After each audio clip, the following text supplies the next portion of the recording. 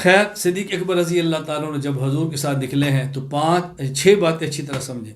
Number 1، حضرت صدیق اکبر نے ہجرت پر جانے سے 4 ماہ پہلے 2 اونٹ تیار کر لیے تھے کہ کسی وقت بھی ہجرت کو کمانا ہے اور شاید ہم دونوں کو اکٹھا جانا پڑے اللہ۔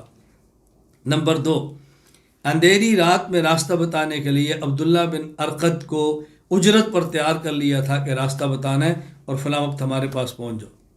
نمبر 3، اپنے بیٹے عبداللہ رضی کو یہ ذمہ داری سونپ دی کہ تم نے مکہ کی CID رہنی ہے، حالات ہم تک پہنچانا ہے کہ کیا ہو رہا ہے، رپورٹنگ کرو۔ نمبر 4، اپنی بیٹی اسما کو ذمہ داری لگا دی کہ ہم جہاں تک جائیں گے اطلاع مل جائے گی، کھانا وہاں پہنچانے کا انتظام کرنا ہے۔ نمبر 5، اپنے آزاد کردہ غلام عامر بن فہیرہ کی ذمہ داری لگا دی کہ بکریاں چراتے چراتے شام کو وہاں جگہ پر لے آنا، ہم وہاں پہ تازہ دودھ پی لیں۔ اللہ اکبر، اللہ اکبر۔ صدیق اکبر رضی اللہ عنہ۔ اور چھٹی بات، گھر میں جتنا مال تھا سمیٹ کے حضور کے ساتھ چل پڑے۔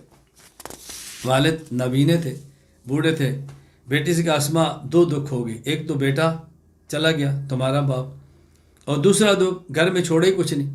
ان نے باپ کو تسلی دینے کے لیے ایک مٹکے میں یا گھڑے میں پتھر رکھے اوپر باپ کا ہاتھ پھروا، دیکھے کتنا وزنی ہے، پیسے یہاں پر ہیں، مال چھوڑ کر گئے ہیں۔ انہوں نے کہا چلو ایک دکھ تو ہے لیکن دوسری مالی پریشانی تو نہیں ہے، کچھ فرق نہیں پڑتا۔ تو صدیق اکبر نے کتنا اہتمام کیا ہے پیغمبر کے ساتھ صلی اللہ علیہ وسلم کے ساتھ جانے کا۔ اب حضور پاک صلی اللہ علیہ وسلم کے ساتھ آپ چل رہے ہیں، اب کبھی آگے کبھی پیچھے، کبھی دائیں کبھی بائیں۔ حضور نے پوچھا کیا ہوا، ایسا کیوں ہو رہا ہے؟ اب دل میں خیالات ہے کہ دشمن آگے نہ چھپاؤ، آگے ہوتا ہے، خیالات ہے پیچھے سے نہ ہو، پیچھے ہوتے ہیں، خیالات ہے دائیں سے نہ ہو، دائیں طرف ہو جاتے ہیں، ذہن میں آئے بائیں نہ ہو، یوں عجیب صدیق اکبر پر غم ہے رسول اکرم صلی اللہ علیہ وسلم کو سنبھالنے کا اور آپ کی حفاظت کا۔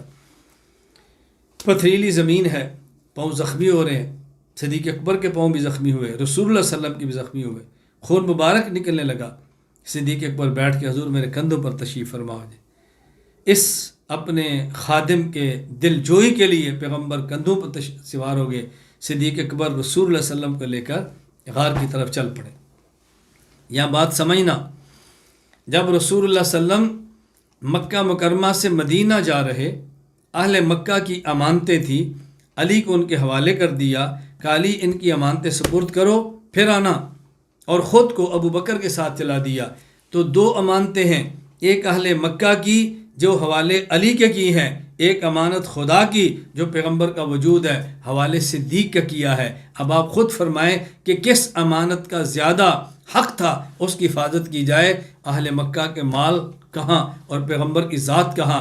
اہل مکہ کے مال کے امین علی تھے اور خدا پاک کے منتخب وجود حضرت محمد کے امین اللہ کے حبیب کے چہیتے صحابی ابو بکر صدیق رضی اللہ تعالیٰ عنہ تھے۔ میں چونکہ اب سیرت تو پوری بیان نہیں کر رہا، پورے ہجرت کے واقعات کو پیش نہیں کر رہا، میں تو بڑے اختصار سے بات کر رہا ہوں۔ یہاں یہ بات سمجھیں، مشرکین مکہ نے اعلان کیا کہ جو محمد صلی اللہ علیہ وسلم کو زندہ گرفتار کر کے لائے یا سر لائے 100 اونٹ انعام میں دیں گے۔ یہی اعلان ابو بکر کے لیے تھا، زندہ گرفتار کر کے لاؤ یا ان کا سر لاؤ، 100 اونٹ انعام دیں گے۔ دشمن خدا بھی سمجھتا تھا کہ پیغمبر کا جانشین ابو بکر، پیغمبر کا جانشین ابو بکر، اس کے بعد اور اسی کو سنبھالو۔ تو جو سر کی قیمت پیغمبر کیا وہی صدیق کی لگی ہے۔ دشمن بھی سمجھتا تھا، ہمیں بھی سمجھنا چاہیے کہ کس قدر اعتماد پیغمبر کو صدیق اکبر رضی اللہ تعالیٰ عنہ۔ اور یہاں یہ بات بھی سمجھیں، سر کی قیمت کا دین کی لگنا یہ پیغمبر کی سنت ہے، صدیق کی سنت ہے۔ اگر اس کے لیے کچھ قربانی دینی پڑے تو ڈرنا نہیں ہے، جھجکنا نہیں ہے، دل چھوٹا نہ کرو، دین کے ساتھ جھک کر لگے رہو، چمٹے رہو، جو قربانی دینی پڑے دے دو، دین مت چھوڑو۔ اللہ عافیت رکھے، اللہ حفاظت فرمائے۔ میں نہیں چاہتا کہ کسی کے اوپر کوئی مشکل آ جائے، لیکن گھر چھوڑنا ہے چھوڑ دو، قبیلہ چھوڑنا پڑے چھوڑ دو، ملک چھوڑنا پڑے چھوڑ دو، کسی وقت میں دنیا کو چھوڑنا پڑے چھوڑ دینا، لیکن خدا کے دین کو کبھی نہ چھوڑنا۔ بس اس دنیا تو ویسے ہی چھوٹنا ہے، اللہ کے لیے چھوٹ جائے تو اور کیا چاہیے۔ حضرت صدیق اکبر رضی اللہ تعالیٰ عنہ پہنچے ہیں، غار تھی، غار ثور۔ حضور ٹھہرے پہلے میں جاتا ہوں کہ اندر سانپ نہ ہو، کوئی چیز ڈس نہ دے۔ اندر گئے، صاف کیا، صفائی کر دی، غار کو صاف کر دیا، اس کے اندر کپڑا اپنے پاس تھا، چھوٹ ٹکڑے کیے، چھوٹ سوراخ بند کیے اور کہا حضور اندر تشریف لیں۔ نبی پاک صلی اللہ علیہ وسلم تشریف لے آئے، اب ایک دو سوراخ باقی تھے، وہاں صدیق اکبر نے اپنی ایڑی کو رکھ دیا اور بیٹھ کے کہا حضور آپ آرام فرمائیں۔ صدیق اکبر نے جو بستر پیغمبر کا صدیق کی گود ہے، حضور آرام فرمائیں، سبحان اللہ، آرام فرمائیں، آرام فرما رہے۔ نبوت کے مبارک سر کے لیے کبھی گود صدیق کی ہے، کبھی گود صدیقہ کی ہے۔ پیغمبر کے سر کو کبھی راحت صدیق دے رہے ہیں، کبھی صدیق کی بیٹی صدیقہ دے رہی ہے۔ غار ثور کس قدر خوفناک منظر تھا، صدیق کی گود میں حضور آرام فرما رہے ہیں۔ جب دنیا چھوڑ کے قبر کی طرف جا رہے ہیں تو صدیق کی بیٹی صدیقہ کی گود میں حضور آرام فرما رہے تھے، اور یہاں سے آپ کی جان دنیا سے یعنی آپ کی جانے جانا اللہ کے حوالے ہوگی۔ میں اس پر ایک نقطہ عرض کرتا ہوں، باتیں بہت کہنے والی ہیں، میں ایک بات عرض کرتا ہوں۔ حضرت ایک ہے غار اور ایک ہے مزار۔ غار تو غار ہے، آپ جانتے ہیں، مزار قبر مبارک ہے۔ میں کہتا ہوں غار میں بھی خدشہ سانپ کا ہے، قبر میں بھی خدشہ سانپ کا ہے۔ غار میں خدشہ ہوتا ہے سانپ کا تو صدیق محافظ بن کے بیٹھے ہیں۔ پیغمبر احسان کا بدلہ کیسے دیتے ہیں؟ قبر میں بھی سانپ کا خدشہ ہوتا ہے تو وہاں پیغمبر پہلے گئے ہیں، صدیق بعد میں آئے ہیں، یا صدیق حفاظت کر رہے ہیں تو قبر میں پیغمبر آج بھی صدیق کے محافظ بنے بیٹھے۔ فرق یہ ہے کہ یہاں تو موذی آیا اور صدیق نے اپنی ایڑی پر اس کے ڈنگ سے برداشت کیے، نبوت کو بلایا، اور وہاں جہاں پیغمبر آرام فرما ہے وہاں تو کسی موذی کا آنے کا تصور بھی نہیں۔ پیغمبر کا وجود اطہر جنت العالی سے افضل جگہ موجود ہے، وہاں کسی موذی نے کہاں پر کیا آنا ہے۔ لیکن صدیق حضور پاک صلی اللہ علیہ وسلم کی معیت میں آج محفوظ ہیں اور قیامت تک محفوظ رہیں گے انشاءاللہ ثم انشاءاللہ۔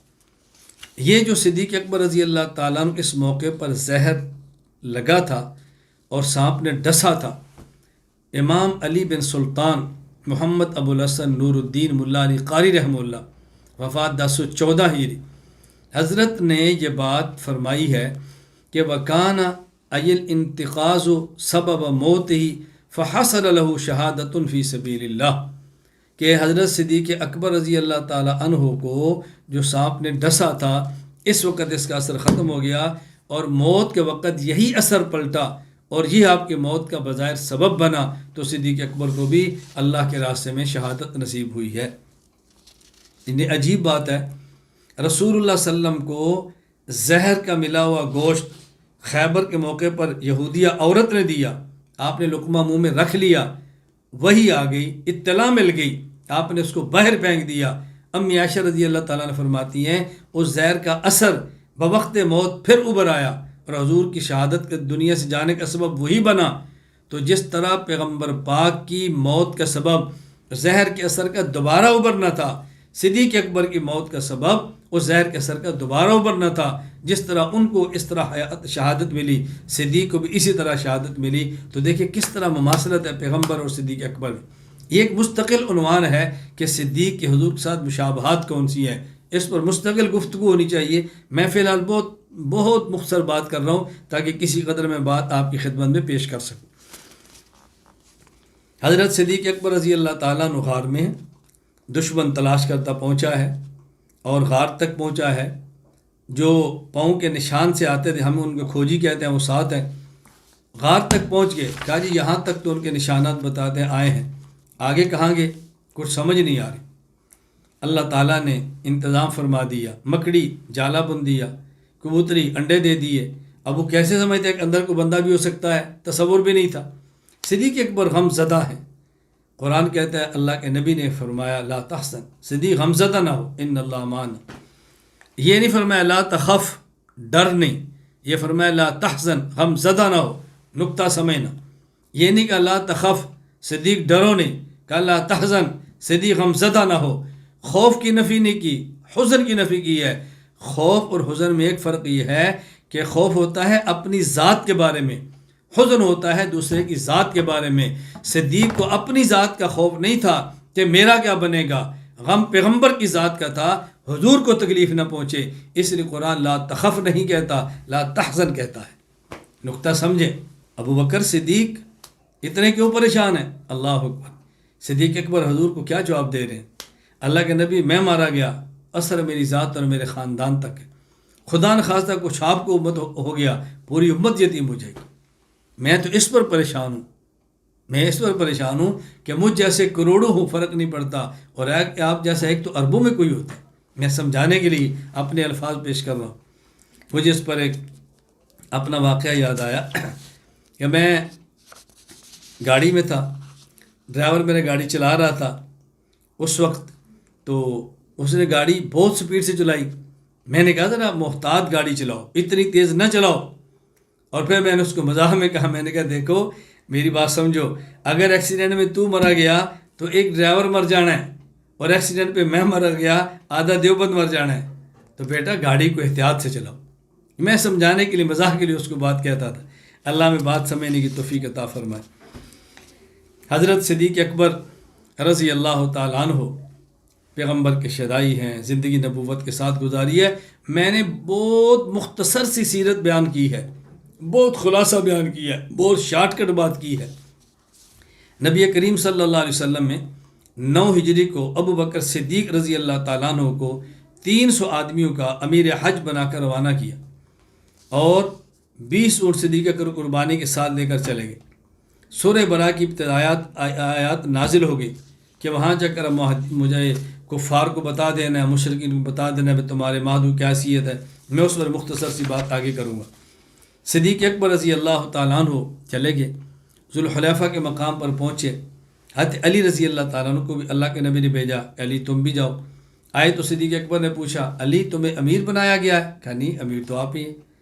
مناسک اور احکام حج آپ بتائیں گے؟ ہاں جی آپ بتائیں گے۔ پھر کیا مجھے اس لیے بھیجا ہے کہ جو مشرکین سے برات کا اعلان کرنا ہے وہ میرے ذمہ ہے کہ میں کروں گا۔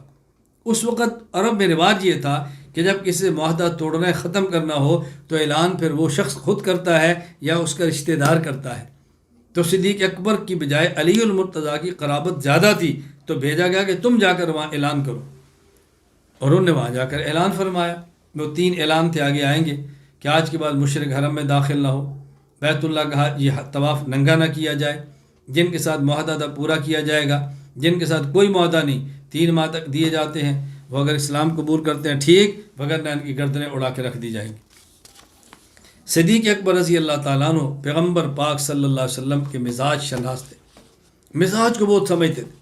رسول اللہ صلی اللہ علیہ وسلم نے خطبہ دیا، صحیح بخاری حدیث نمبر 3654، اور آپ نے فرمایا، ان اللہ خیر عبدا بین الدنیا و بین ما عندہ، اللہ تعالیٰ نے اپنے بندے کو اختیار دے دیا ہے، اپنا بندہ بھی عبدن، ایک بندے کو اختیار دیا ہے، چاہے تو دنیا میں رہے چاہے تو دنیا کو چھوڑ دے۔ اس نے دنیا کو چھوڑ کے آخرت کا انتخاب کر لیا ہے۔ ابو بکر صدیق رونے لگ گئے۔ ابو سعید خدری کہتے ہیں بہت تعجب ہوا، کس بات پہ روتے ہیں؟ رسول اللہ صلی اللہ علیہ وسلم نے ایک واقعہ بیان کیا ہے کہ ایک بندے کو اختیار دیا ہے، وہ چاہے تو دنیا میں رہے چاہے تو آخرت میں، اس نے آخرت کو پسند کیا ہے۔ ابو بکر صدیق رضی اللہ تعالیٰ فرمانے لگے، فکان رسول اللہ والمخیر، یہ حضور کی ذات ہے، آپ اپنے بارے میں بتا رہے ہیں، لگتا ہے حضور کا دنیا سے جانے کا وقت آ گیا ہے۔ ابو سعید خدری فرماتے ہیں، کان ابو بکر عالمنا، ابو بکر صدیق رضی اللہ تعالیٰ ہم میں سب سے بڑے عالم تھے۔ کان ابو بکر عالمنا، صدیق اکبر ہم میں سب سے بڑے عالم تھے۔ یہاں ایک بات اچھی طرح سمجھ لو، ایک نقطہ سمجھنا۔ ایک شخص مجھے کہنے لگا کہ حضرت امام بخاری سب سے بڑے محدث امیر المؤمنین فی الحدیث ہیں، تم ان کی تقلید نہیں کرتے، تم امام ابو حنیفہ کی تقلید کرتے ہو جو امام بخاری سے چھوٹے محدث ہیں۔ یہ سوال کیا، میں نے کہا ایک بات سمجھنا، میں تمہاری بات کو مان بھی لوں کہ حضرت امام ابو حنیفہ چھوٹے درجے کے محدث تھے، امام بخاری بڑے درجے کے محدث تھے، میں مان بھی لوں، تو بات سمجھنا، ان دونوں میں وہی فرق ہوگا جو حضرت ابو بکر صدیق اور حضرت ابو ہریرہ میں ہے۔ حضرت ابو بکر صدیق رضی اللہ تعالیٰ عنہ عالم حاضر الامہ، صحابہ میں سب سے بڑے عالم تھے۔ ابو ہریرہ صحابہ کرام میں سب سے بڑے محدث تھے، لیکن امام اور خلیفہ ابو بکر ہیں، ابو ہریرہ نہیں ہیں۔ میں مان بھی لوں تمہاری بات تو یہ کہہ دیں گے کہ سب سے بڑے عالم ابو حنیفہ ہیں، سب سے بڑے محدث حضرت امام بخاری ہیں، لیکن ہم تقلید امام بخاری کی نہیں، امام حنیفہ کی کرتے ہیں۔ توجہ، وجہ مسئلہ پوچھا جائے ابو ہریرہ ابو بکر رضی اللہ عنہما بات پیغمبر کی کہتے ہیں، مسئلہ پوچھا جائے امام بخاری امام حنیفہ رحمہم اللہ بات پیغمبر کی کہتے ہیں، جو مزاج ان دونوں میں فرق تھا وہی ان دونوں کے مزاج میں فرق ہے۔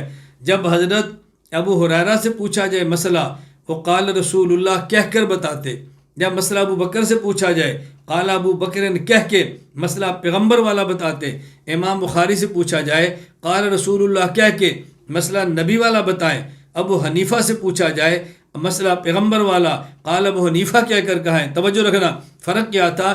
حضرت ابو بکر صدیق پہ غلبہ خشیت کا تھا، وہ نبی کا نام لیتے ڈرتے، مسئلے میں اپنی طرف نسبت کر کے مسئلہ بیان کر دیتے۔ حضرت ابو ہریرہ سے پوچھتے، وہ محبت کا غلبہ تھا، الفاظ نبوت کو منو ان نقل کر دیتے۔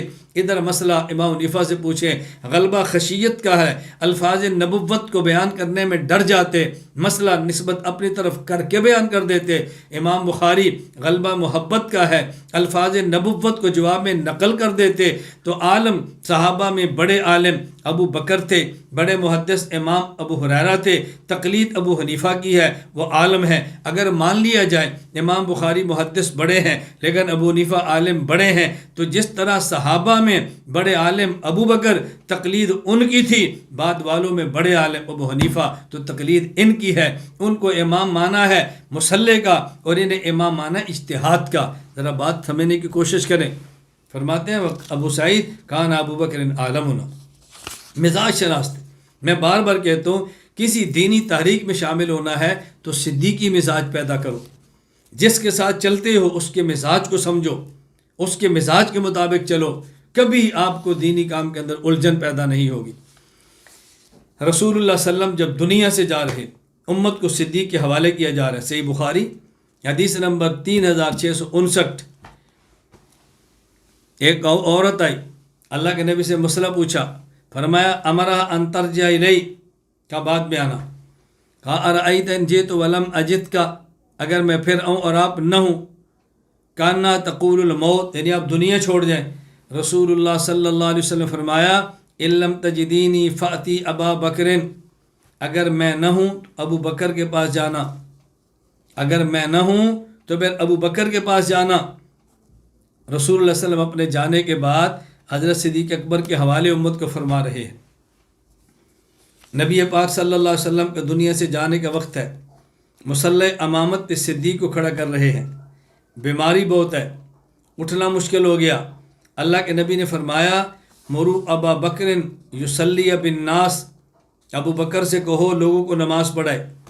حضرت عائشہ نے عرض کیا اللہ کے نبی وہ آپ کی جگہ پہ کھڑے ہوں گے، لم یسمع الناس من البکاء، وہ اتنا روئیں گے کہ لوگوں کو اپنی قرات بھی نہیں سنا سکیں گے۔ آپ یوں فرمائیں عمر سے کہہ دیں وہ نماز پڑھائیں۔ پھر امی عائشہ نے حفصہ سے کہا کہ جو بات میں نے کی یہی بات تم حضور سے عرض کر دو کہ صدیق اکبر خشیت کی وجہ سے نہیں پڑھا سکیں گے، آپ عمر سے کہہ دو۔ حضرت حفصہ نے بھی کہا، اللہ نے فرمایا ماہ رک جاؤ حفصہ، عمر کو نہیں کہنا، مرو ابا بکر فلیصلی بالناس، ابو بکر سے کو نماز وہی پڑھائیں گے۔ اللہ کے نبی نے امت کو صدیق کے حوالے کیا، اپنا مصلح بھی صدیق کے حوالے کیا۔ اللہ اکبر۔ رسول اللہ صلی اللہ علیہ وسلم دنیا سے تشریف لے کے صدیق اکبر کے دو مکان تھے، ایک مسجد نبی کے ساتھ جس کا ایک دروازہ مسجد نبی کی طرف کھلتا تھا، کھڑکی۔ جب حضور نے سارے دروازے بند کیے، صدیق کی کھڑکی کھلا رکھا، فرمایا ہر دروازہ بند کر دو الا خوفۃ ابی بکر، یہ کھلا رہنے دو۔ تو مسجد کی طرف دو ہی دروازے آتے تھے، یا پیغمبر کا یا صدیق کا، اللہ اکبر، یا حضور کا یا جانشین کا، دونوں دروازے۔ صدیق اکبر ایک مقام یہ تھا، اور ایک مکان آپ کا مدینہ میں ایک جگہ تھا سنح، وہاں پر تھا۔ تو وفات کے وقت قریب تھا اور آپ اپنے گھر سنح میں تھے، اطلاع ملی، گھوڑے پر تشریف لائے دوڑتے ہوئے، اللہ اکبر۔ صدیق اکبر رضی اللہ تعالیٰ عنہ، صدیق اکبر رضی اللہ تعالیٰ عنہ نبی صلی اللہ علیہ وسلم کا بہت ساری رو پڑے اور ایک جملہ کا بے ابی انت و امی، میرے باپ اور میری ماں پر فدا ہو جائے، لا یجمع اللہ علیک موتتین، اے پیغمبر اللہ پر دو موتیں کبھی جمع نہیں کرے گا۔ یہ صدیق اکبر نے عقیدہ حیات النبی بیان کیا ہے، توجہ رکھنا۔ اے اللہ کے نبی بے ابی و امی، بے ابی انت و امی لا یجمع اللہ علیک موتتین، میرے ماں باپ آپ پر فدا ہوں، خدا آپ پر دو موتیں کبھی جمع نہیں کرے گا۔ ایک موت کون سی؟ ابھی آ گئی، دوسری موت کون سی؟ جو قبر میں آتی ہے، وہ کون سی ہے؟ قبر میں مردے کو دفن کر دیا جائے، روح کو لٹا دیا جائے، توجہ رکھنا، اس سے پھر سوال ہوتے ہیں من ربک من نبیک ما دینک، وہ جواب دیتا ہے ربی اللہ دینی محمد، دینی الاسلام و دینی نبی محمد صلی اللہ علیہ وسلم، جواب دے دیے ربی اللہ میرا رب اللہ، نبی محمد میرے محمد نبی ہے، دین الاسلام میرا دین اسلام ہے۔ پھر ان سوالوں کے بعد جواب دے دیے، اب اس کے لیے اللہ پاک ایک انتظام فرماتے ہیں، سبحان اللہ، حکم ہوتا ہے جنت کا بچھونا دو، افرشوا من الجنہ، جنت کا لباس دو، البسوا من الجنہ، جنت کا لباس دے دو، جنت کا بچھونا، جنت کا لباس، وفتحوا له بابا الی الجنہ، جنت کا دروازہ کھولو، یاتی من طیبہا و روحہا، جنت کی خوشبو ہوا آ رہی ہے، نم کنومت العروس، آج سو جو جیسے پہلی رات کی دلہن سوتی ہے۔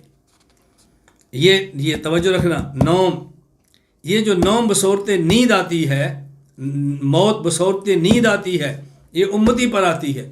تو قبر میں امتی پر نیند آتی ہے، اس کو موت کہتے ہیں، موت بصورت نیند۔ پیغمبر پر یہ موت بھی نہیں آتی جو بصورت نیند ہے۔ صدیق کہہ رہے حضور ایک موت آپ کے اوپر آ گئی، اب اگلی موت قبر میں جو امتی پر آتی ہے نیند کی صورت میں آپ پر، وہ بھی نہیں آئے گی۔ لا یجمع اللہ علیک الموتتین، اللہ پر دو موتیں کبھی نہیں جمع کرے گا۔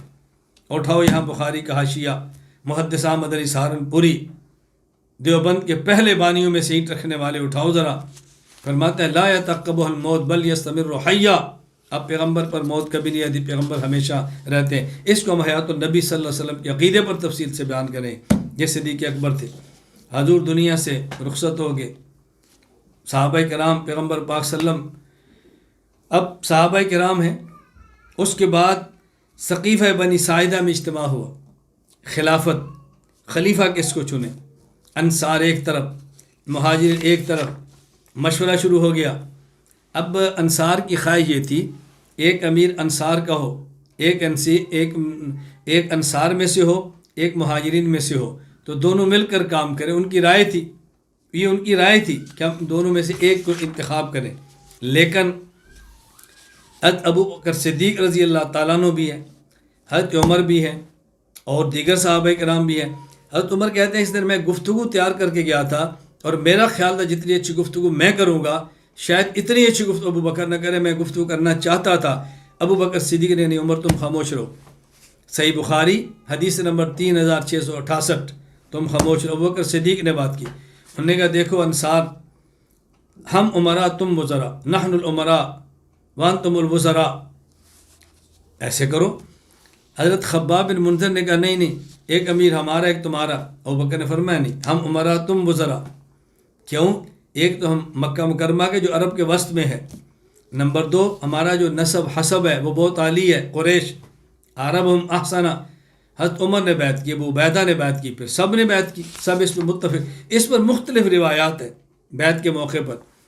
ابو سعید خدری رضی اللہ تعالیٰ فرماتے ہیں فقام خطیب الانصار سعد بن عبادہ انصاری، یہ انصار کے خطیب تھے کھڑے ہوئے، انہوں نے کہا اتعلمون ان رسول اللہ کان من المہاجرین وخلیفۃ من المہاجرین ونحن کنا انصار رسول اللہ ونحن انصار خلیفتہ کما کنا انصارہ۔ دیکھو نبی پاک صلی اللہ علیہ وسلم مہاجرین میں سے تھے، آپ کا خلیفہ مہاجرین میں سے ہوگا۔ جب حضور تھے ہم نبی کے انصار تھے، جب حضور نہیں رہے ہم حضور کے خلیفہ کے انصار ہوں گے۔ اور اس کے بعد بیعت شروع ہو گئی۔ عبداللہ بن مسعود رضی اللہ تعالیٰ عنہ فرماتے ہیں کہ انصار نے کہا تھا ایک امیر ہم میں سے ایک تم میں سے۔ حضرت عمر کھڑے ہوئے، انہوں نے کہا کیا تم جانتے نہیں ہو حضور پاک نے ابو بکر کو حکم دیا تم لوگوں کو نماز پڑھاؤ، فَأَيُّكُمْ تَطِيبُ نَفْسٍ يَتَقَدَّمُ أَبَا بَكْرٍ، ابو بکر سے کوئی آگے بڑھ سکتا ہے؟ انصار نے کہا نعوذ باللہ ان نتقدم ابا بکر، اللہ کی پناہ ہم ابو بکر سے آگے بڑھے۔ خیر حضرت ابو بکر صدیق رضی اللہ تعالیٰ عنہ اس مقام پر بیعت ہوئی۔ حضرت عمر نے ایک بات کی، حضرت عمر فرمانے لگے من لہ هذه الثلاث، میں تین باتیں کہتا ہوں ابو بکر کے علاوہ کسی کے اندر ہے تو مجھے بتاؤ۔ نمبر ایک، قرآن کہتا ہے اذ ہما فی الغار، ایک اللہ کے نبی ہما میں، دوسرا کون تھا؟ ابو بکر۔ نمبر دو، قرآن کہتا ہے لا تحزن ان اللہ معنا، یہ عجیب بات کی، اذ یقول صاحب ہی، یہ کس کو کھا؟ ہما میں دوسرے کون تھے؟ لا تحزن کا خطاب کس کو ہے؟ یہ 3 صفات کسی کے اندر ہے تو بتاؤ، کہا جی نہیں ہے، کہا ابو بکر کے اندر لہذا بیعت ان کی ہوگی۔ میں خیر عرض کر رہا، خلاصہ یہ ہے کہ صدیق اکبر رضی اللہ تعالیٰ عنہ کی بیعت ہو گئی اور آپ کو خلیفہ نامزد کر دیا گیا اور صحابہ کرام کا اجماع ہو گیا ابو بکر صدیق رضی اللہ تعالیٰ عنہ خلیفہ بلا فصل ہے۔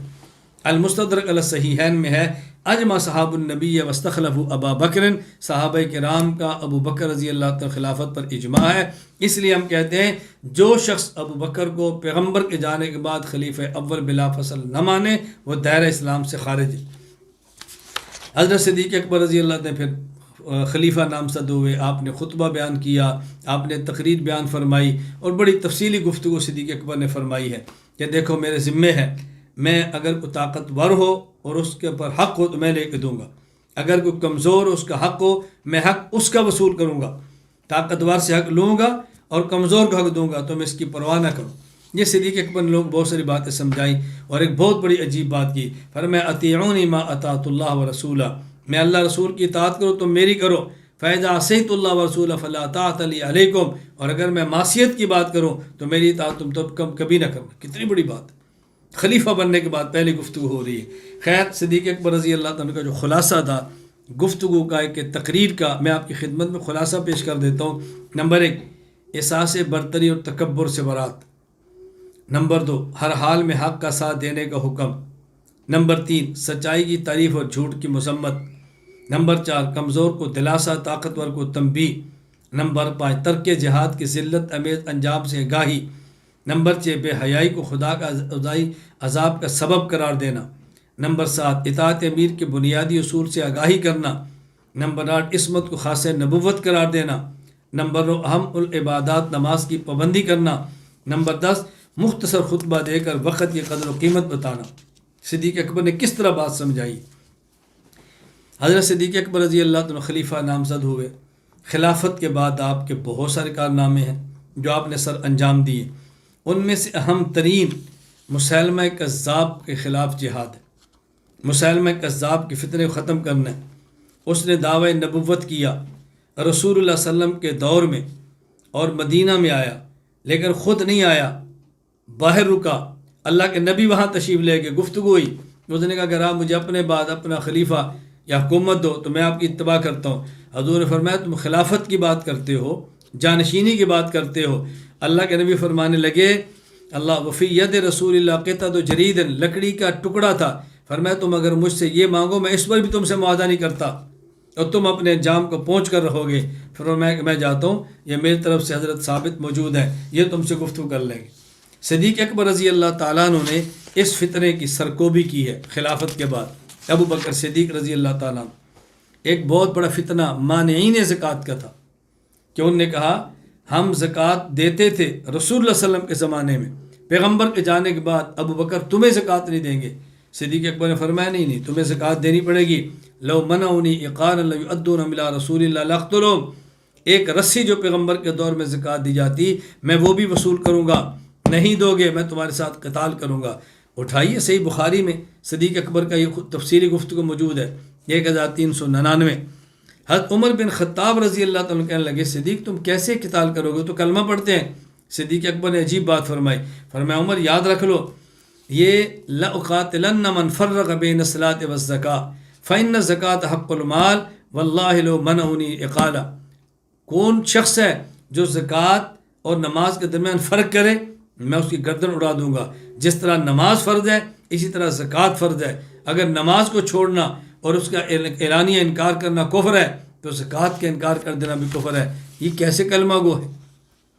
اب یہاں سے دیکھیں بات سمجھ آ رہی ہے کہ صرف کلمہ پڑھنے سے بندہ مسلمان نہیں ہوتا، کلمے کے تحت ان کی تمام چیزیں ماننے سے مسلمان ہوتا ہے۔ ایک چیز کا بھی انکار کرے گا دائرہ اسلام سے خارج ہو جائے گا۔ صدیق اکبر نے کتنی کھل کر بات کی ہے۔ خیر حضرت عمر فرماتے ہیں اللہ نے مجھے بھی شرح صدر فرما دیا، صدیق اکبر نے مانی زکوٰۃ کے فتنے کو اڑا کے رکھ دیا۔ آپ اندازہ فرمائیں یہاں تک صدیق اکبر کے بارے میں لکھا ہے، علامہ سیوطی تو لکھتے ہیں کہ صدیق اکبر ارتداد کے دور میں پیغمبر کے بعد ایسے کھڑے ہوئے جیسے کوئی نبی کھڑا ہوتا ہے، تمام فتنوں کے خلاف تنہا کھڑا ہو جاتا ہے۔ صدیق اکبر یوں کھڑے ہو گئے۔ ایک ایسا وقت آیا کہ صدیق اکبر عمر کو فرما رہے یا عمر انت جبار فی الجاہلیہ و حوار فی الاسلام. عمر جب تک کلمہ نہیں پڑھا تھا بہت دلیر تھا، یہ کلمہ پڑھنے کے بعد بزدلی والی باتیں، میں تنہا لڑوں گا. حضرت عمر بزدل نہیں تھے، مقصد یہ تھا یہ فتنہ یہ فتنہ یہ فتنہ، بہت سارے فتنے ہیں، یہ چھوٹے فتنے کو مؤخر کر لو. صدیق اکبر نے فرمایا نہیں، میں بڑے فتنے کا بھی کلا کما کروں گا، چھوٹے فتنے کا بھی کلا کما کروں گا، خارجی فتنے بھی بٹاؤں گا، داخلی فتنے بھی بٹاؤں گا. یہ صدیقی مزاج سمجھو، یہ ابو بکر صدیق رضی اللہ تعالیٰ عنہ کا یہ مزاج ہے، مزاج صدیقی ہے. بڑے فتنوں کو مٹاتے ہوئے، بڑے فتنوں کا مقابلہ کرتے ہوئے چھوٹے فتنوں کو نظر انداز نہیں کرتے، اس پر بھی نگاہ رکھتے ہیں. ہم بڑے فتنوں کا مقابلہ کرتے ہوئے چھوٹے فتنوں پہ نگاہ رکھتے ہیں، یہ مزاج صدیقی ہے. بڑے فتنوں کا مقابلہ کرتے ہوئے چھوٹے فتنوں کو نظر انداز نہیں کرنا. اور یہی مزاج ہمارے بر صغیر میں شیخ الہند کا تھا رحمہ اللہ تعالی. جہاں بڑے فتنے اور خارجی فتنے انگریز کا مقابلہ کیا ہے، وہاں داخلی فتنے ابھرنے والے ان کا مقابلہ بھی حضرت شیخ الہند نے کیا ہے. میں اس پر گفتگو شیخ الہند سیمینار میں کر چکا ہوں، نہ ہو تو پھر کبھی رکھ لیں، میں پھر تفصیل سے بات عرض کر دوں. حضرت ابو بکر صدیق رضی اللہ تعالیٰ عنہ نے جب یہ قافلہ بھیجا تو سیدنا صدیق اکبر رضی اللہ تعالیٰ عنہ نے ہدایات فرمائی کہ جب تم نے جہاد کے لیے نکلنا ہے تو تم نے کیا کیا کام کرنے ہیں اور تم نے کیا کیا کام نہیں کرنے. اللہ اکبر. میں وہ عرض کرنا چاہتا ہوں. فرمایا لا تخونوا، نمبر ایک خیانت نہ کرنا، ولا تغلوا، اللہ اکبر. فرمایا تم ملاوٹ سے کام نہ لینا، ولا تغدروا، دھوکہ نہ کرنا، ولا تمثلوا، مقتولین کے اعضاء نہ کاٹنا، ولا تقتلوا طفلا صغیرا او شیخا کبیرا ولا امرأۃ، بے قصور بچہ بوڑھا عورت کو نہ مارنا. نمبر 6 ولا تعقروا نخلا ولا تحرقوا ولا تقطعوا شجرۃ مثمرہ، پھلدار درخت ہو اس کو تم نے کاٹنا نہیں ہے، اس کو ختم نہیں کرنا، اس کو جلانا نہیں ہے، اس کو رہنے دو. نمبر 7 ولا تذبحوا شاة ولا بقرہ ولا بعیرا الا لمأکلہ، کسی اونٹ اور بکری کو کھانے کی غرض سے ذبح کرو، ویسے جانور نہیں مارنے. نمبر 8 وسوف تمرون باقوام قد فرغوا انفسهم في الصوام فدعوهم وما فرغوا انفسهم له. تمہارا ایسی قوم سے گزر ہوگا، دشمن ہوں گے، ہمارے مخالف ہوں گے، عبادت خانوں میں گر کے اپنی عبادت کر رہے ہوں گے، تمہارے راستے میں رکاوٹ نہیں ڈالیں گے، ان کو چھوڑ دینا. اللہ اکبر. وستقدمون على قوم یاتونکم بآنیۃ فیہا الوان الطعام فاذا کلتم منها شیئا فاذکروا اسم اللہ علیہ. تم ایسی قوم سے گزرو گے جو کھانے تمہیں پیش کریں گے، اللہ کا نام لے کر کھانا، بغیر اللہ کے نام کے نہ کھانا. وتلقون اقواما قد فحصوا اوساط رؤوسهم وتركوا حولها مثل العصائب. اللہ اکبر. فاخفقوهم بالسیف خفقا، تم ایسے لوگوں سے ملو گے جن نے سر کا درمیانی حصہ منڈوایا ہوگا، سر کے چاروں اطراف میں بال لٹکائے ہوں گے، انہیں تلوار سے مارنا، انہیں مار دینا. اس دور میں ایسے ہوں گے، خاص کوئی شعار ہوگا کفر کا، ان دفعوا بسم اللہ، اللہ کا نام لے کر چلو. یہ صدیق اکبر رضی اللہ تعالیٰ نے پھر جنگی مہمات آپ کے دور میں تھی، فتوحات کا آپ کا زمانہ تھا، اور آپ نے بہت بڑا کردار ادا کیا ہے، خصوصاً فتنوں کے خلاف صدیق اکبر نے بہت کردار ادا کیے. پیغمبر کے جانے کے بعد جو فتنوں نے سر ابھارا تھا اس کا کلا کما صدیق اکبر ہی کر سکتے تھے، اور حق ادا کیا ہے نبوت کے بعد فتنوں کی سرکوبی کا. پھر صدیق اکبر رضی اللہ عنہ کا بہت بڑا کارنامہ وہ جمع قرآن ہے. حضرت عمر صدیق اکبر کی خدمت میں آئے کہ قرآن کریم صحابہ کرام کے قلوب میں ہے، وہ شہید ہو رہے ہیں، قرآن ختم ہو جائے گا، قرآن جمع کر لو. صدیق اکبر نے کہا عمر مجھے ایک بات بتاؤ، کیف تفعل شیئا لم یفعل رسول اللہ، جو کام اللہ کے نبی نے کیا تم کیسے کرتے ہو؟ حضرت عمر نے کہا واللہ خیر، صدیق بہتر ہے کر لو. اتنا بار بار حضرت عمر نے عرض کیا کہ صدیق اکبر کا اللہ نے سینہ کھول دیا. فرماتے ہیں فلم یزل عمر یراجعنی حتی شرح اللہ صدری لذالک، میرا سینہ کھل گیا. پھر کیا طے ہوا؟ زید کو بلاؤ.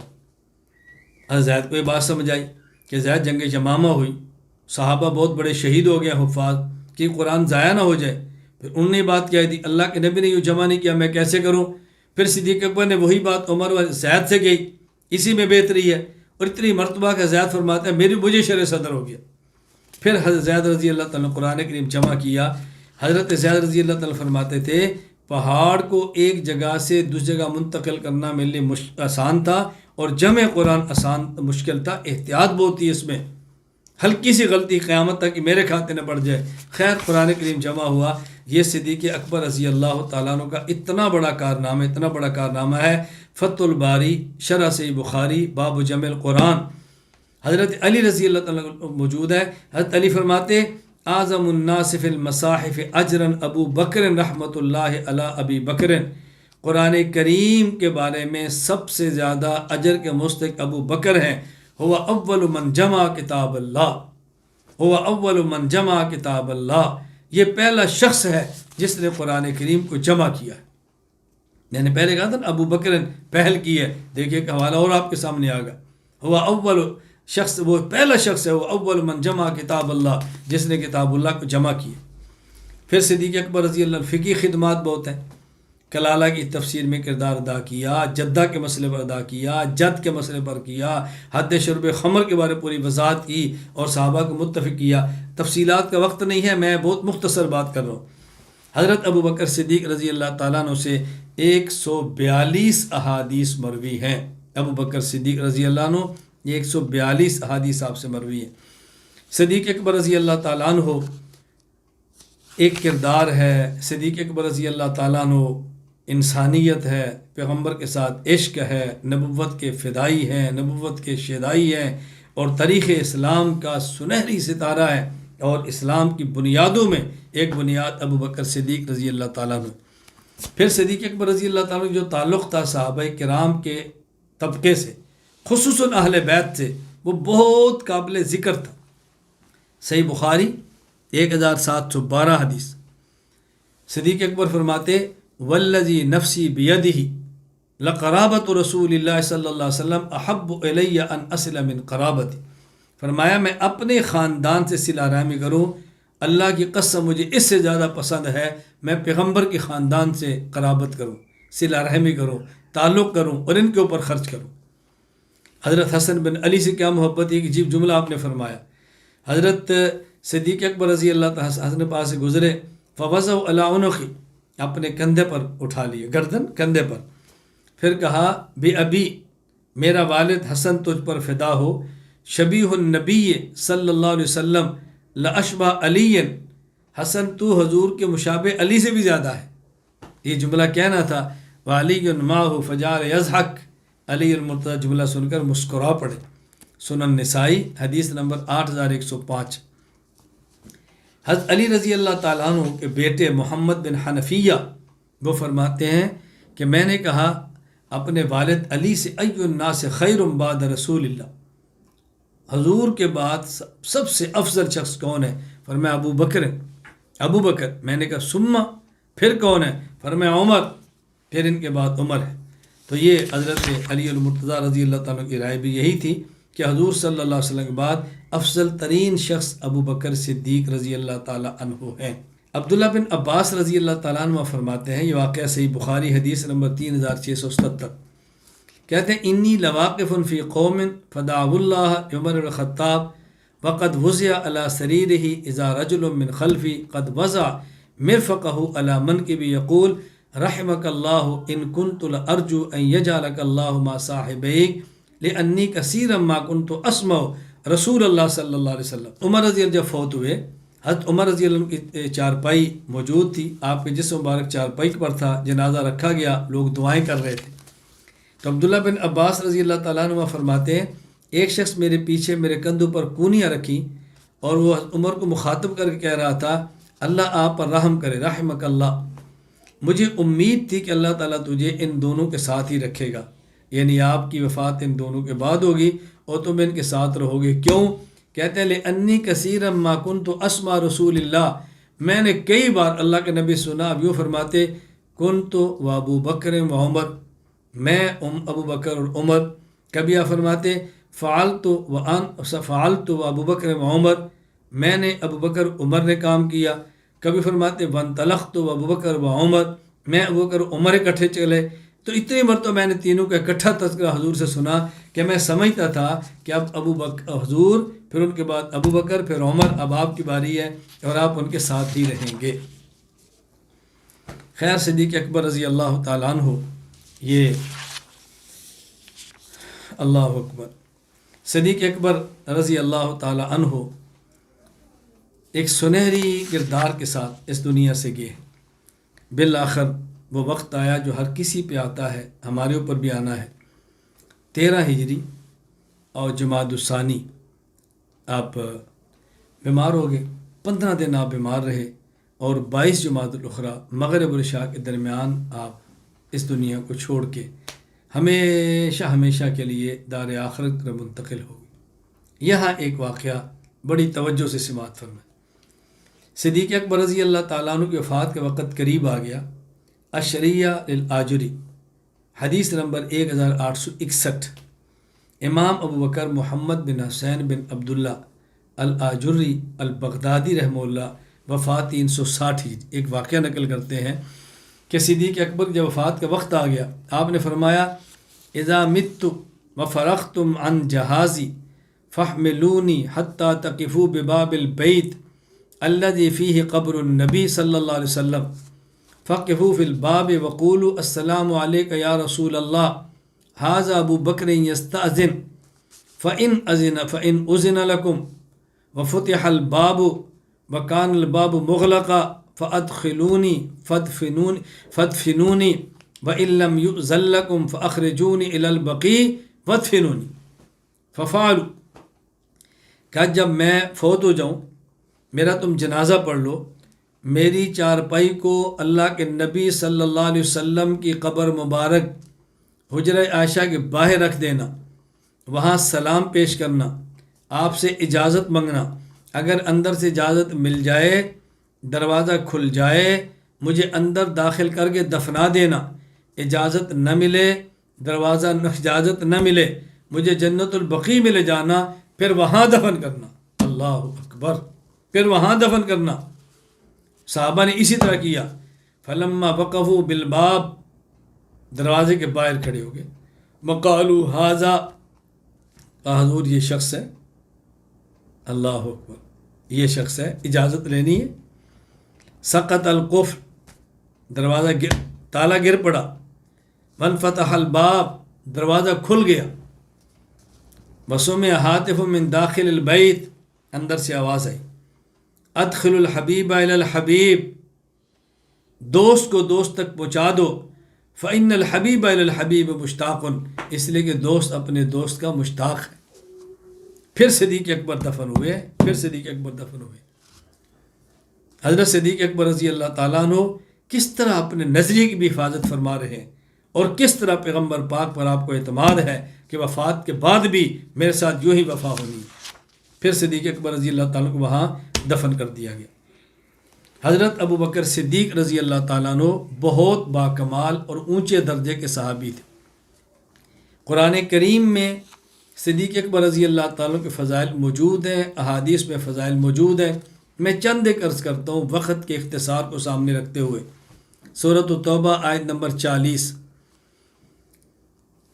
ثانی اثنین اذ ہما فی الغار اذ یقول لصاحبہ لا تحزن ان اللہ معنا، جب دو آدمی غار میں تھے، ایک حضور اور ایک ابو بکر رضی اللہ عنہ صلی اللہ علیہ وسلم، تو کیا کہا اپنے ساتھی کے لیے؟ حضور نے کہا ابو بکر کے لیے لا تحزن ان اللہ معنا، غم نہ کرو، اللہ ہمارے ساتھ ہے۔ تو یہاں دیکھیں صدیق اکبر رضی اللہ تعالیٰ عنہ کو قرآن نے پیغمبر کا ساتھی کہا، اس سے بڑا کمال کیا ہو سکتا ہے؟ اس لیے تفسیر مفاتیح الغیب فخر الدین رازی تفسیر کبیر میں ہے، من انکر ان یکون ابو بکر صاحب رسول اللہ کان کافرا، جو شخص ابو بکر صدیق کی صحابیت کا انکار کرے وہ مسلمان نہیں ہے۔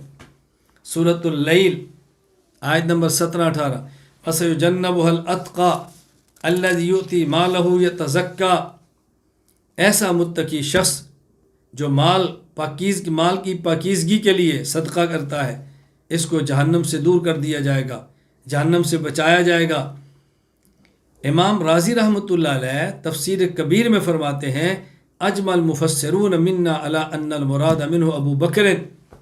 امام فخر الدین ابو عبداللہ محمد بن عمر بن حسین رازی بن حسن بن حسین رازی، وفات 606 ہجری، تفسیر کبیر۔ مفسرین کا اجماع ہے اس سے مراد ابو بکر صدیق رضی اللہ تعالیٰ عنہ کی ذات گرامی۔ میں نے عرض کیا میں بہت کم واقعات پیش کر رہا ہوں، آیات اور احادیث پیش کر رہا ہوں مناقب بیان کرنے کے لیے، آپ کے وقت کا خیال کرتے ہوئے۔ صحیح بخاری حدیث نمبر 3656، عبداللہ بن عباس رضی اللہ عنہ فرماتے ہیں اللہ کے نبی نے فرمایا لو کنت متخذا من امتی خلیلا لاتخذت ابا بکر ولکن اخی وصاحبی، اگر میں امت میں کسی کو خلیل بناتا تو میں خلیل ابو بکر کو بناتا، لیکن ابو بکر میرا بھائی ہے اور میرا صحابی ہے۔ کیا مطلب؟ خلیل خلت سے ہے، خلت کے دو معنی ہیں، ایک معنی حاجت اور ایک معنی خصلت اور عادت۔ یہاں خلت حاجت سے ہے، یعنی اگر میں کسی شخص کو ایسا بناتا کہ اپنی ساری حاجات اس کے سامنے رکھتا تو وہ ابو بکر تھا، لیکن میں نے چونکہ اپنی ساری حاجات اللہ کے سامنے رکھ دی ہیں، اس لیے میں خلیل کی بجائے اس کو بھائی اور صحابی کہہ رہا ہوں۔ اور قرآن کریم میں جو حضرت ابراہیم کو خلیل اللہ کہا گیا، ابراہیم خلیل ہے، یہ بات سمجھنا، ابراہیم خلیل اللہ، وہ خلیل ہے نا، کیوں؟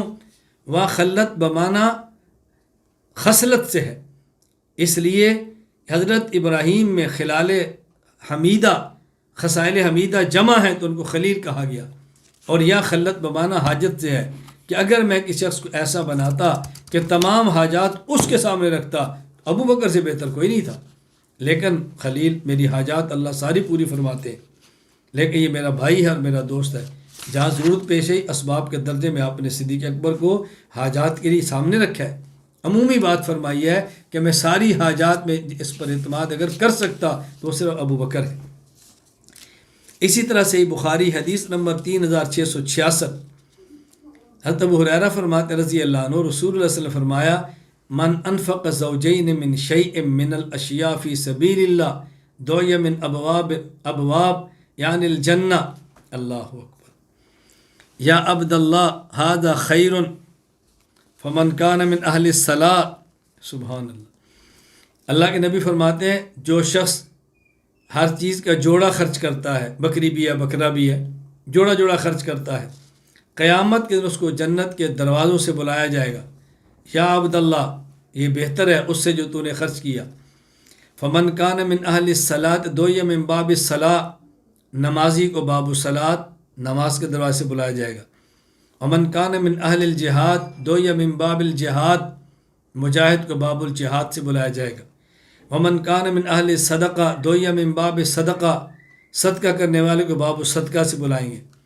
ومن کان من اہل الصیام دوی من باب الصیام ومن باب الریان، جو روزے زیادہ رکھتا ہے اس کو باب الصیام سے جنت پر بلایا جائے گا۔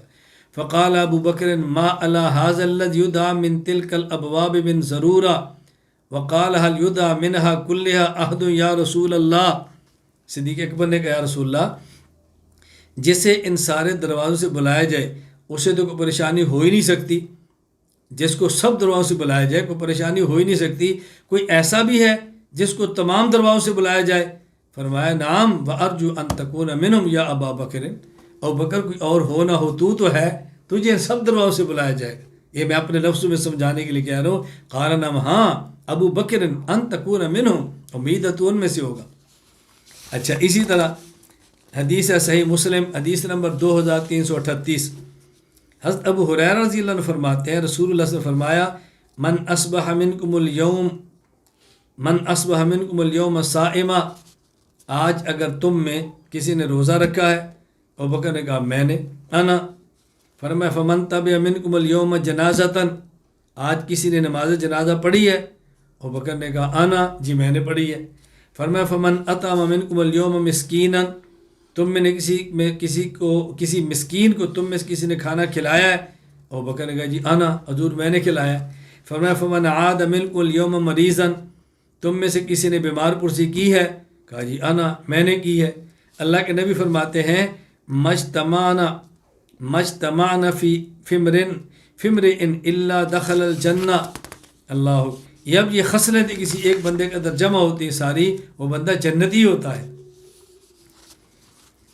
صحیح بخاری مشکات المصابی حدیث نمبر 5508، حضرت عبداللہ بن عمر فرماتے ہیں رسول اللہ سے فرمایا ینزل عیسیٰ بن مریم الی الارض، عیسیٰ بن مریم آسمان سے زمین پر آئیں گے، فیتزوج شادی کریں گے، ویولد لہ بچے ہوں گے، ویمکث 45 سنہ 45 سال رہیں گے، ثم یموت پھر فوت ہوں گے، فیدفن معی فی قبری پھر میرے ساتھ دفن ہوں گے، فاقوم انا وعیسیٰ بن مریم فی قبر واحد بین ابی بکر و عمر، پھر قیامت کے دن میں اور عیسیٰ بن مریم اکٹھے اٹھیں گے، یعنی ایک مقبرے سے ابو بکر عمر ہمارے ساتھ ہوں گے۔ کس قدر فضیلت کی بات، یہاں ذہن میں رکھ لیں اس حدیث پاک میں عیسیٰ 45 سال تک رہیں گے، ایک روایت میں 7 سال ہے، ایک میں 40 ہے، ایک میں 45 ہے۔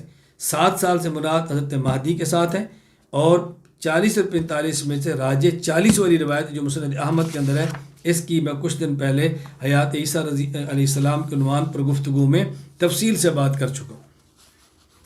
جامع ترمذی حدیث نمبر 3666، حضرت ابو ہریرہ رضی اللہ تعالیٰ عنہ فرماتے ہیں رسول اللہ صلی اللہ علیہ وسلم فرمایا ما لأحد عندنا ید الا وقد کافیناہ ما خلا ابا بکر فإن له عندنا یدین یکافئہ اللہ بہ یوم القیامہ، جس شخص نے بھی ہمارے اوپر احسان کیا ہم نے بدلہ دیا ہے، ایک ابو بکر رہ گیا، اس کے بدلے قیامت کو خدا ہی دے گا۔ جامع ترمذی حدیث نمبر 3670، عبداللہ بن عمر رضی اللہ عنہما فرماتے ہیں رسول اللہ صلی اللہ علیہ وسلم نے فرمایا ابو بکر کو انت صاحبی علی الحوض و صاحبی فی الغار، ابو بکر تو حوض پر بھی میرا ساتھی ہوگا جس طرح غار کے اندر تو میرا ساتھی ہے، صرف یہاں صاحب نہیں وہاں بھی ہوگا۔ تاریخ الخلفاء حضرت سلیمان بن یسار فرماتے ہیں رسول اللہ صلی اللہ علیہ وسلم نے فرمایا خصال الخیر 360 خصلہ اذا اراد اللہ بعبد خیرا جعل فی خصلۃ منہا يدخل بها الجنہ، توجہ رکھنا، فرمایا کہ خیر اور نیکیوں کی 360 شعبے اور قسمیں ہیں، جب اللہ کسی شخص کے ساتھ بھلائی کا ارادہ فرمائیں تو 360 میں سے ایک اس کو دے دیتے ہیں۔ ابو بکر صدیق نے کہا یا رسول اللہ افی شیء منہا، کیا ان 360 میں سے کوئی خوبی میرے اندر بھی ہے؟ آپ نے فرمایا نعم جمع من کل، ابو بکر تیرے اندر تو 360 کی ساری خوبیاں موجود ہیں۔ سبحان اللہ۔ تاریخ الخلفاء ام المومن امی عائشہ رضی اللہ تعالیٰ عنہ فرماتی ہیں کہ رسول اکرم صلی اللہ علیہ وسلم نے ارشاد فرمایا الناس کلہم یحاسبون الا ابا بکر رضی اللہ عنہ، قیامت کے دن ہر کسی کا حساب ہوگا، ابو بکر کا حساب نہیں ہوگا۔ یہ بات سمجھ لیں، اس کا معنی یہ نہیں کہ کسی اور سب کا ہوگا، کوئی حساب کے بغیر جانے والا نہیں ہوگا۔ یہ آپ نے ارشاد فرمایا کہ اگر قیامت کو حساب سب کا بھی ہو، ابو بکر کا حساب نہیں ہوگا، اللہ اس کو حساب سے بچائیں گے۔ سنن ابی داؤد حدیث نمبر 4654، حضرت ابو ہریرہ رضی اللہ تعالیٰ عنہ فرماتے ہیں رسول اللہ صلی اللہ علیہ وسلم فرمایا اتانی جبریل، میرے پاس جبرائیل امین آئے، فاخذ بیدی، میرے ہاتھ کو پکڑا، فارانی باب الجنہ الذی تدخل منہ امتی، مجھے وہ جنت کا دروازہ دکھایا جس سے میری امت داخل ہوگی۔ فقال ابو بکر یا رسول اللہ وددت انی کنت معک حتی انظر الی، میرا دل کرتا ہے میں آپ کے ساتھ ہوتا تو میں بھی وہ دروازہ دیکھتا جس سے امت جنت میں جائے گی۔ فقال رسول اللہ صلی اللہ علیہ وسلم، حضور نے ارشاد فرمایا اما انک یا ابا بکر اول من يدخل الجنت من شیء من امتی، فرمایا یا ابا بکر اول من يدخل الجنت من امتی، ابو بکر میری امت میں جو لوگ جنت میں جائیں گے ان میں سب سے پہلے جنت میں تو جائے گا۔ میں نے بتایا تھا ابو بکر پہل کرنے والا، اول کی میں نشاندہی کرتا چلا جا رہا ہوں۔ تو یہ صدیق اکبر رضی اللہ تعالیٰ عنہ ہیں جو سب سے پہلے کلمہ پڑھنے والے، سب سے پہلے اپنا مال پیغمبر پر سب سے زیادہ لٹانے والے، جو سب سے پہلے غلاموں کو آزاد کرنے والے، جو سب سے پہلے دعوت اسلام نبوت کے بعد دینے والے، جو سب سے پہلے اسلام کا خطبہ ارشاد فرمانے والے، جو سب سے پہلے اپنی کنواری بیٹی نبوت کے نکاح میں دینے والے، جو سب سے پہلے عشرہ مبشرہ میں سے 5 اصحاب کو پیغمبر کی خدمت میں مسلمان بنا کر لانے والے، جو سب سے پہلے فقراء مساکین پر مال صدقہ کرنے والے، جو سب سے پہلے غلاموں کو آزاد کرانے والے، جو سب سے پہلے کلمہ گو بانیوں کو آزاد کرانے والے، جو سب سے پہلے پیغمبر کے ساتھ مکہ سے مدینہ ہجرت کر کے جانے والے، جو سب سے پہلے مدینہ منورہ میں مسجد کی تعمیر کے لیے جگہ خرید کر دینے والے، جو سب سے پہلے پیغمبر کے مصلی امامت پہ کھڑے ہونے والے، جو سب سے پہلے پیغمبر کے جانے کے بعد نبی کے خلیفہ بننے والے، جو سب سے پہلے پیغمبر پاک کے روضہ اطہر میں آپ کی قبر مبارک کے ساتھ دفن ہونے والے، جو سب سے پہلے پیغمبر پاک کی امت میں جنت میں جانے والے، یہ ابو بکر صدیق رضی اللہ تعالی عنہ ہے۔ اللہ نے کس طرح نوازا ہے، اللہ میں قدر کی توفیق عطا فرمائے۔ اب میں آخر میں حسب وعدہ کچھ اعتراضات پیش کرتا ہوں جو اہل باطل پیش کرتے ہیں، تاکہ ان کے جوابات دے کر بات کھول دی جائے۔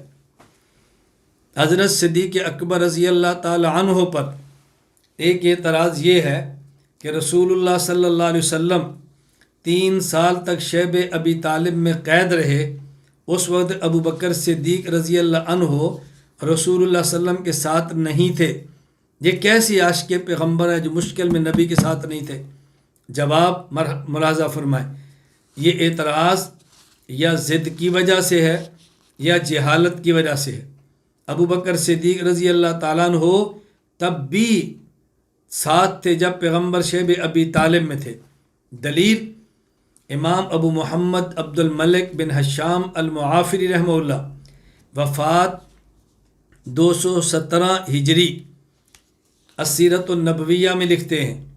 امام ابو القاسم عبد الرحمن بن عبداللہ بن احمد السہیلی رحمہ اللہ وفات 581 ہجری الروض الانف میں لکھتے ہیں۔ امام سلیمان بن موسیٰ بن سالم الحمیری رحمہ اللہ تعالی وفات 634 ہجری الاکتفاء بما تضمنہ من مغازی رسول اللہ صلی اللہ علیہ وسلم میں لکھتے ہیں۔ امام ابو الفدا اسماعیل بن عمر بن کثیر القرشی الدمشقی رحمہ اللہ وفات 774 ہجری السیرۃ النبویہ میں لکھتے ہیں۔ امام محمد بن یوسف الصالحی الشامی رحمہ اللہ وفات 942 ہجری سبل الہدی والرشاد فی سیرت خیر العباد میں لکھتے ہیں کہ رسول اللہ صلی اللہ علیہ وسلم کے چچا ابو طالب نے شیب ابی طالب میں جو آپ کے محصوری اور قیاد کے دن تھے اس پہ ایک طویل قصیدہ لکھا۔